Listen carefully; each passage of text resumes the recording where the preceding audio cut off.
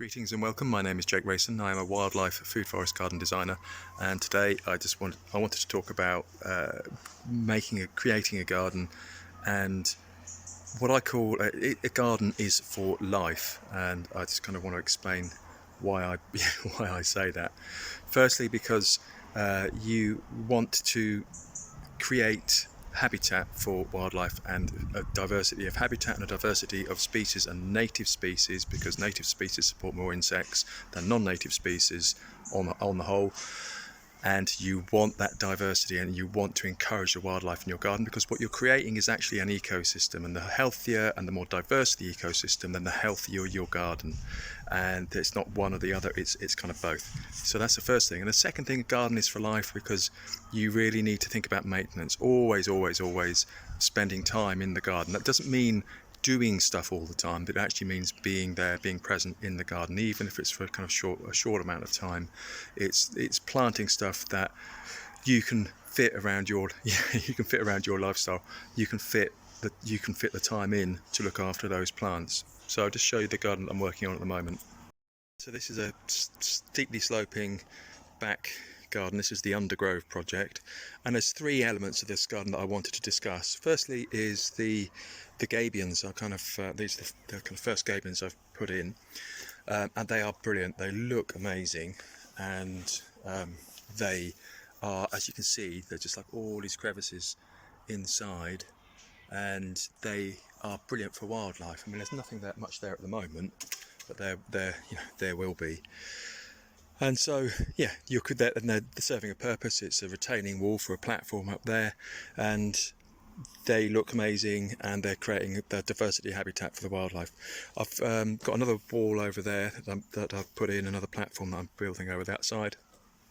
And so I have got a couple of gabion cages left over, just from how the garden itself has worked out, which is, I thought, well, it's a bit of a pain, but actually what I'm going to be using these as well. So in permaculture terms, it's what's called stacking functions, when you have something that has more than one function. So here, this is where the den's going to be. There's going to be like a little handmade den, and you can look, that's pretty much due south down that way, and you look that way, but you want to be hidden from people coming up the steps. So this gabion here, I will be filling it about 2/3 with, set it in the soil, about 2/3 full of stones, and then about 1/3 of logs with holes drilled in as a habitat, like a bee hotel. So yeah, that'll be amazing. So you've got a diversity of materials. I might also use some crushed concrete, depending upon what the crushed concrete looks like. And the same up here. So that's providing a screen, that's providing habitat. And yeah, there'll be a shrub in front of it as well, I think an aronia, a small aronia. And then this one here, underneath this beautiful oak, I'm growing there's a honeysuckle on one side and a rose on another. So I might, have a think about it. But this will be a support for a climber up here, and then it goes up into the tree, and then I'll be planting another climber there. So it'll be a native honeysuckle up that tree and a native rose up here, and this will be support for one of the plants.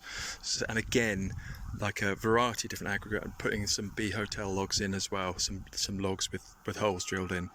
So it's just providing, and it's doing more than one thing, and it also looks quite striking as well. So that's the first thing, is the gabions. The second thing is which I haven't done yet, but it's putting in wires, so about 35-40 centimeters apart, and then putting wires in here, and then this bed, all along here there will be espalier fruit trees, about 3 of them down this way.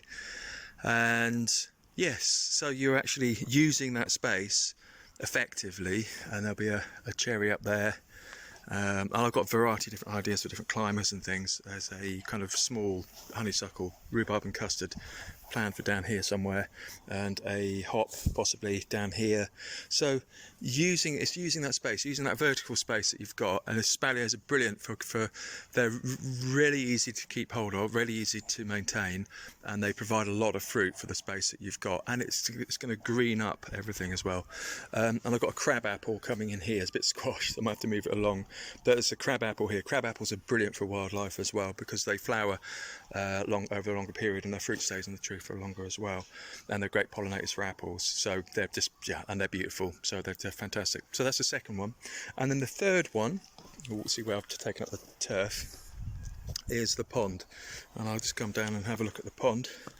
And if you can get a pond in your garden, that is brilliant, because even like a small pond, this is a small 70 centimetre barrel, and I've dug a hole for it and I put some sub base around it, so that's a nice little pond there.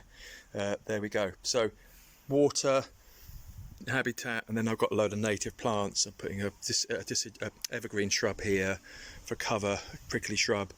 So you're providing habitat, native plants, food stuff, and then this will be awash with shrubs and native wildflowers as well. So it will all start to kind of pull together once I've got that kind of structure in place.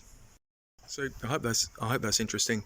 As you can see, it's not really, there aren't any plants here, but the structure of the garden is as important as the plants that are coming in later on. So a diversity of habitats, water and shelter and cover, and and food stuff. There we go. Speak to you soon. Cheers. Bye.